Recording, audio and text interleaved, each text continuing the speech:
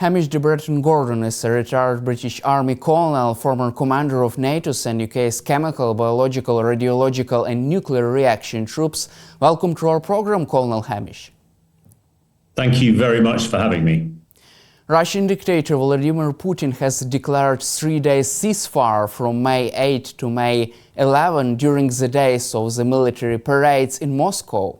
Is this decision based on a fear of Ukrainian drone attacks on Russian military parade in Moscow? Well, I expect it's involving an awful lot of things here. A 3-day ceasefire really is very, very cynical at this time. This will be probably the fourth ceasefire. We had the 30-day ceasefire that Ukraine agreed to take part in, but then the Russians or wriggled out of it with so many conditions. There was then the ceasefire in the Black Sea, and now that we're looking at this one.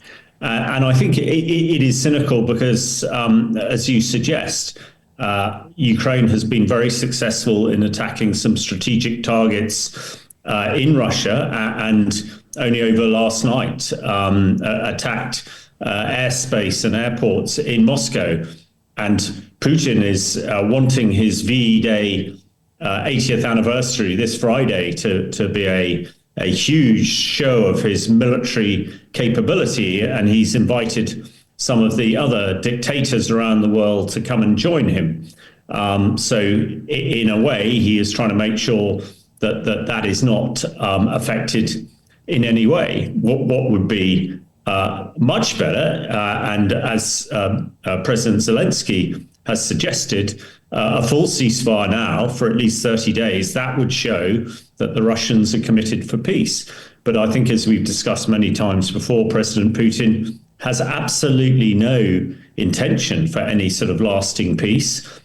He wants to keep on fighting, but I think he is getting in a desperate situation now. And actually, he's using the parade on Friday to try and take the focus off what's happening in Ukraine, because the people of Russia are really beginning to understand how really bad things are going. In fact, the Russian papers over the weekend were full of comments from people who are usually very supportive of Putin that the economy is about to crash because the price of oil is falling very, very quickly. OPEC, the oil producers, want it to fall. Saudi Arabia wants it to fall below $50 a barrel.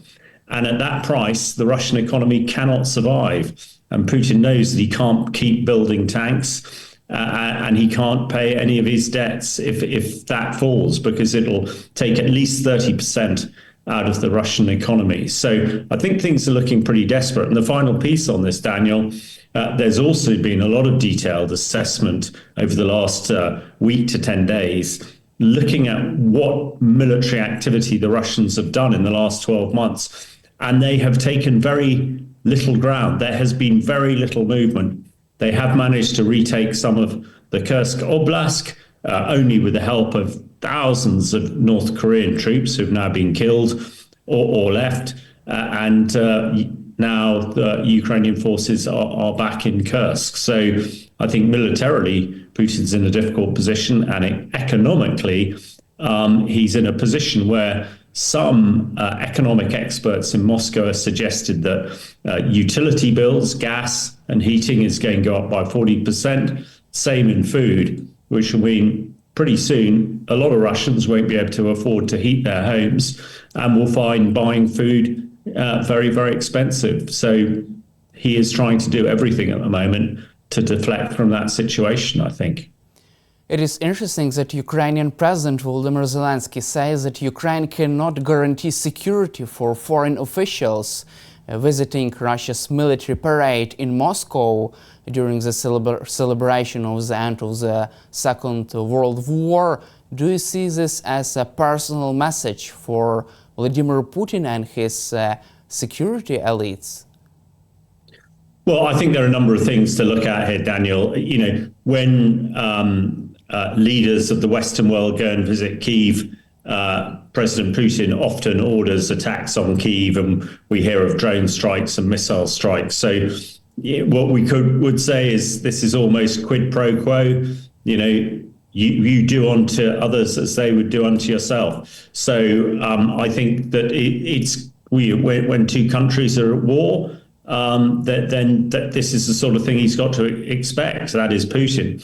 And, he is so desperate to show how powerful he is to the likes of the leader of China and elsewhere. And of course, it would show if there was an attack during this period how feeble the Russian defenses are. Although we know that they've moved a lot of their anti-aircraft missiles and capability away from the front line to protect Moscow. So, I'm sure that it is to keep Putin guessing because he knows if this parade goes badly, he's going to lose even more support. And he is in a precarious and very difficult position at the moment. Also, Russian authorities and security services have limited the access to the public internet and mobile connection during these days of preparation for the military parade in Moscow. Don't you think that this Kremlin's decision to limit even access to the public internet connection in Moscow just reveals another stage of Putin's paranoia and his fear of his fear of Ukrainian drone attacks? Well, absolutely, and the Russians can control their people, virtually like no others. They can switch off the internet and on again. And Putin is clever enough to realize, of course, that that is a great vulnerability to him. So he will do that, and he will want to make sure that if anything does go wrong, that it's not all over Signal and other messaging communication sites virtually as it happens. He used to have an iron grip on all the information and propaganda coming out of Russia, but he's losing that grip at the moment. As I said, the Russian papers are full of disquiet about the economy over the weekend. And of course, this is also the anniversary of 25 years as Putin as the dictator of Russia. So these are all going together. And on a state-made TV documentary over the weekend, Putin tried to come across as a reasonable person. However, he said some pretty discouraging things to this video, not least saying that he was hoping he would not have to use nuclear weapons in Ukraine. But as his forces fail, some of those threats we need to take very seriously. You just mentioned about the so-called anniversary for Putin's regime, 25 years since Vladimir Putin has taken this grip on power in Russia. How can you assess the biggest failures of his regime throughout 25 years? Because there were also another wars in this Putin's history, not only the war against Ukraine. Well, that's right. I mean, that Putin is almost a typical Russian dictator, and by keeping his country in a permanent state of war, it means that any opposition is very difficult to materialize to come against him. But Russia is a country potentially of such vast wealth, of not only of minerals, of capabilities, of history. But Putin has been squandering it, to his various ventures, wars in Chechnya and elsewhere, and his support of tyrants around the globe, the support of the Iranians and others, and of course, his illegal invasion of Ukraine. And we're also hearing in the last week or so that it would appear that Putin is responsible for the deaths and injury of up to 1 million men in the war in Ukraine. And people are beginning to realize that, and beginning to realize that this potentially wealthy country, people are starving, and do not have enough money to turn their heating on. So it's maybe if you're a good friend of Putin and an oligarch, you have made billions and billions of dollars, but for 99% of the Russian population, it's been pretty grim and desperate. And I think what Putin is really trying to avoid, his 25 years, could end in absolute disaster for him, because he's been saying for many years how he wanted to recreate the Soviet Union, to turn some of the old Soviet countries back into the Russian Federation. But it's unlikely that he's now going to succeed, and he could fail very badly, being responsible for all these deaths and being responsible for destroying the Russian economy. And a failed dictator like that is unlikely to live long enough to collect his pension. And do you see Russia's invasion of Ukraine as Putin's biggest mistake throughout his 25 years of rule in Russia? Yes, I think it must be his biggest mistake. He's really had so many opportunities to make Russia a great and wealthy country. However, his ideological desire to really go back to the old days of the USSR and the Soviet Union, I'm sure has driven him to this particular case. It's also true that the West really, at the end of the Cold War, paid lip service to its own defense and was too busy doing its own business to realize what was happening in Russia and, what was happening in Ukraine as well. When the Russians invaded Crimea back in 2014, we should have acted much more quickly and much more determinedly. In a way, that sort of, Putin took that as a green light to crack on, as it were, and keep going. But yeah, I don't think history will treat Putin well when they reflect on the illegal invasion of Ukraine, the many, many deaths, and the terrible destruction that's happened in Ukraine itself. And undoubtedly, hopefully this war will be over soon. And it's undoubtedly a lot of the Russian assets that are frozen in the West, that money will be used to rebuild Ukraine, which will further create angst, I'm sure, with the Russian people against Putin. Let's cover also another Putin's paranoia. Don't you think that there is also another reason for Vladimir Putin to be concerned about the security measures during the parade days in Moscow? Because Russian General Yaroslav Moskalik was killed recently near Moscow in car bomb attack. As we know, in December last year, another Russian General Igor Kirillov also was killed. What is your take on such developments, assassination campaign inside Russia?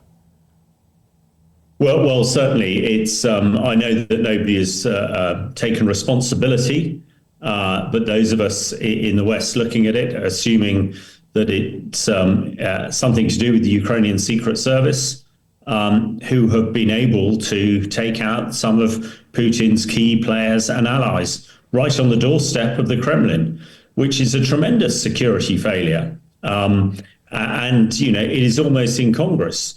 We know that the Russian Secret Service have been working very hard in the West. And in fact, 7 Bulgarians working for the Russian Secret Service are in court in the UK at the moment and are going to be jailed for espionage. So we know the Russians are trying to do this, but not being successful.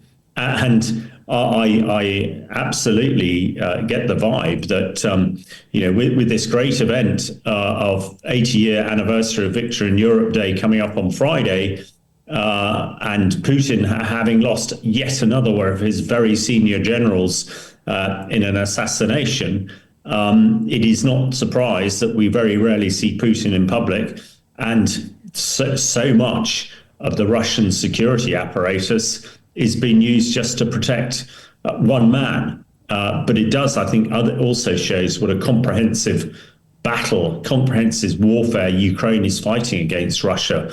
is not just defending cities in Ukraine and attacking Russian units trying to invade Ukraine, but it's also fighting what we call the deep battle, way behind enemy lines, attacking Russian factories and taking out key players. This is very comprehensive. And I know also in the Russian papers recently, the retired Russian generals have been talking about the Russian army failing, fighting, as though they were fighting the First or Second World War, where these Russian generals say, you look at Ukraine, they're innovative, they're using technology, they're using complex operations and new methods of warfare.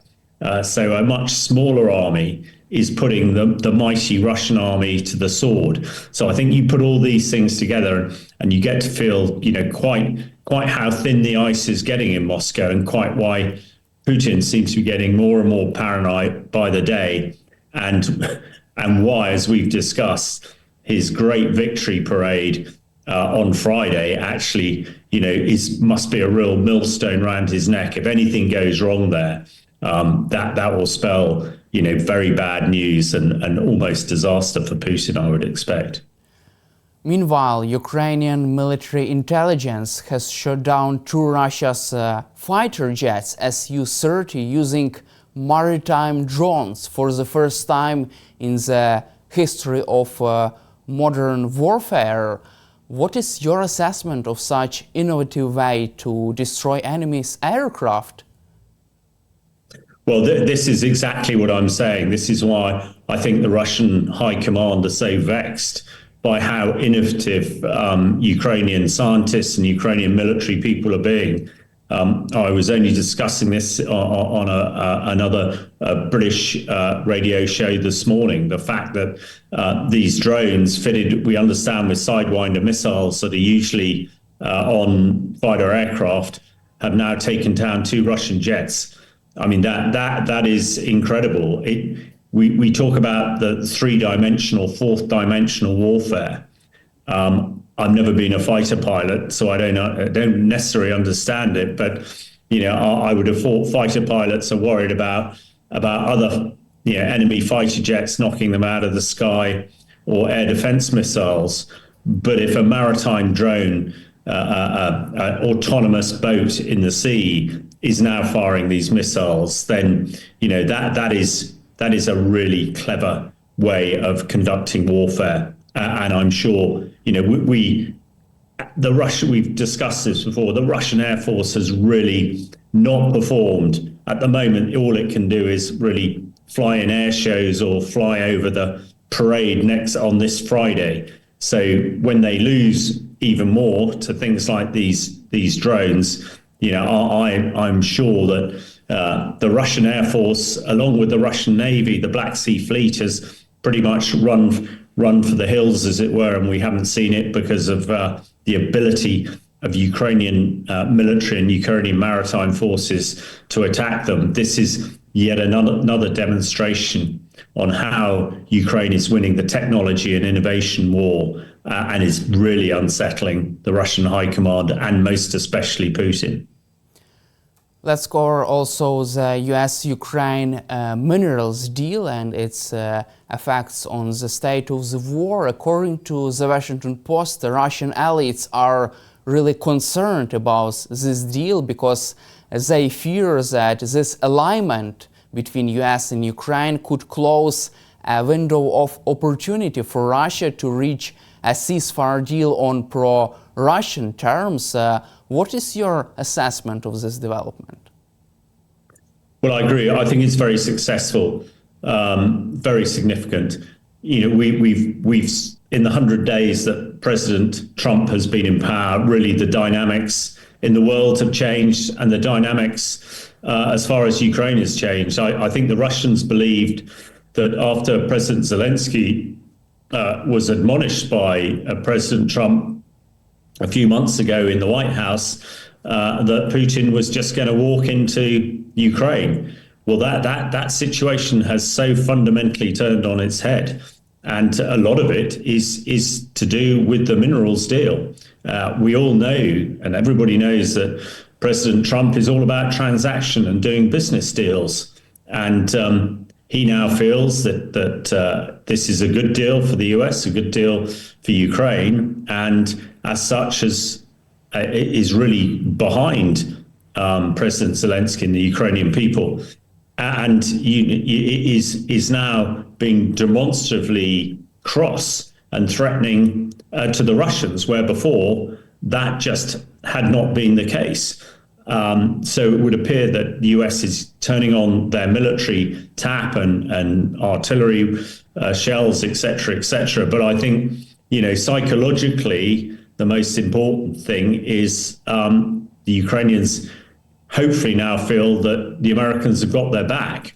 And as far as the Russians are concerned, they now know that actually the US, quite apart from stepping back, may well step forward, which is the worst possible case for the Russians. So hopefully this move will persuade the Russians that they need to come to the negotiation table and work out a peace deal. I think it also means, or it seems much more likely now, that Ukraine is going to get a peace deal that satisfies the Ukraine people, rather than a few months ago it was looking as though they were going to have to literally take any deal on the table. I think it also does very much increase the stakes, because one assumes that we will see, quite a few Americans now working on this mineral deal in Ukraine itself. And Putin will know he cannot afford to injure or kill Americans who are working on commercial ventures in Ukraine. That would absolutely spell disaster. So I think, looking from the outside, it's really put, hopefully, Ukraine in a much better position than it was a few months ago. And although, one finds, as a soldier, I find it rather bizarre that America needs to do a business deal before it commits troops, rather than doing it for the morally right thing to do. But hey, that is the world that we live in at the moment. So that and everything else that's been happening in the last few weeks, I think, has turned the tables very significantly in favor of Ukraine. And as I said, let's hope that gets Putin to the ceasefire deal and negotiation table much quicker than anything else can. Also, after this minerals deal between Ukraine and the United States has been signed, Trump's administration for the first time has approved sale of weapons to Ukraine worth $50 million, according to Kyiv Post. Moreover, the U.S. Department of State has approved the sales of F-16 training and sustainment, along with related equipment, to Ukraine worth more than $300 million. Do you see this as a U-turn, U.S. U-turn, after this deal was signed? Well, absolutely, because before the deal, we were seeing the Americans holding back on kit. We talked a few months ago, after the Americans turned off the intelligence feed to Ukraine military, and how significant that was. Now we seem to be in a completely different position, where the Americans are prepared to sell ammunition, as you say, administrative and technical support to the F-16 fleet. This is something an ally would do, not one that sits on the fence, which the Americans have been doing. So I think when you put all these things together, with the mineral deal, with the fact that the Russians are really struggling, that the fact that the price of oil is falling through the floor, and most people in Russia thinks their economy is about to collapse, if not disintegrate, it's a very different picture than when we were talking at the turn of the year, when things were looking pretty bad for Ukraine. Also, according to the Washington Post, there are two groups near Vladimir Putin inside Kremlin. The one group, first group, trying to convince Vladimir Putin to hold the war, to accept a ceasefire deal in exchange for freezing front lines and lifting sanctions against Russia. Another group more hardliners group trying to convince Vladimir Putin to continue the war against Ukraine despite all the odds. What kind of group can succeed from your perspective? Well, I expect this has always been the case. Putin has a very close ring of, I say, friends and advisors around him. But there are some real hawks in the Kremlin as well, some really hardliners who actually see that they perceive a ceasefire now would in fact be a loss for Russia. And when you think a million soldiers have been killed or injured, the economy has been absolutely trashed. It would be very difficult for Russia to recover. But on the other side, people are working out, well, if they stop the fighting now, if the US lifts sanctions and the US supported the oil price to go back up, then Russia does have a chance.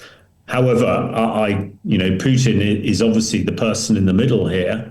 I think Putin knows that if he accepts a peace deal now from his less hardline colleagues, then that's probably the end of him, because the hardliners will never forgive him, and dictators in Russia who fail, very rarely last long in post.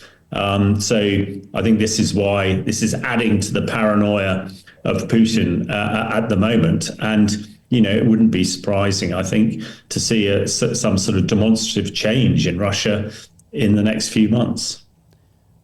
Does it mean that Putin's hardliners can topple his regime, can eliminate him in case of a ceasefire deal? Well, it's very difficult to know the intimate sort of workings of the Kremlin and his close colleagues and allies. But I think the hardliners are such that they probably would not think twice about getting rid of Putin.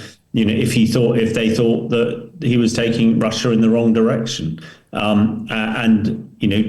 that is how the Russians seem to work. So I think that is really why we're seeing this paranoia. He's got people on all sides telling him what to do, and he is in a difficult position, and he has a country that is suffered massively from casualties and massively from its economy. And he knows that if he makes the wrong decision, that's the end of him. And that is not what drives him. He 25 years as the Russian dictator, he always said that he wanted to leave Russia a much greater place, like some of the other great Russian leaders like Alexander III and Frederick the Great. Well, he could be remembered as one of the worst Russian leaders, not one of the best. Also, according to the German newspaper Bild, Russian veterans could be another reason why Vladimir Putin hesitates to end this war, because when Russian soldiers will return home, they could cause social instability, committing violent crimes inside Russia. Do you see this as another reason why Vladimir Putin hesitates to end the war, because of his violent veterans coming home, even killing Russian citizens after participating in the war against Ukraine? Yeah, I think this is a huge consideration. We've already seen that some Russian soldiers returned from the front do commit crimes. Originally, the Russian military was built very much on prisoners. Putin emptied the prisons of tens of thousands of people, giving them their freedom to go and fight. But a lot of them ended back there. I think the Russian soldiers are treated so badly and are just sort of almost ignored by the Russian people, that if they come back, and the only reason that a lot of them are at the front line is actually they get paid quite a lot of money by the Russian state.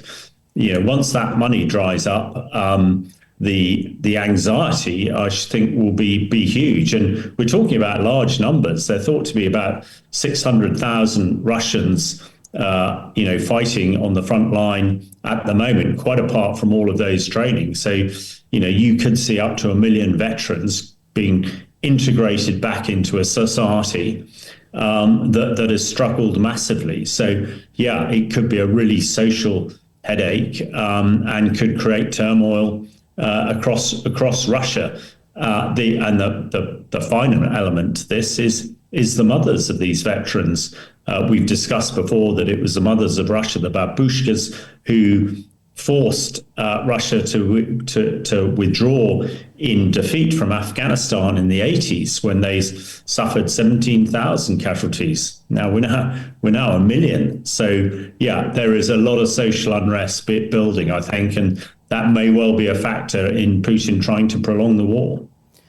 Also, according to the CNN, new intelligence reviewed by US and Western officials suggests that Putin may have shifted his focus in the war in Ukraine towards, quote, short-term objectives of solidifying his hold on territory his forces have seized and boosting his country's struggling economy.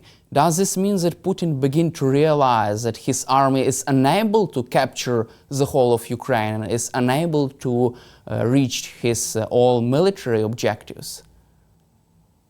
I think that is absolutely the fact, and as we discussed earlier, a lot of analysts are really saying how little the Russian army has achieved in the last year, and they can't, and their ability to make headways because most of the Russian soldiers are inexperienced conscripts who've had very little training.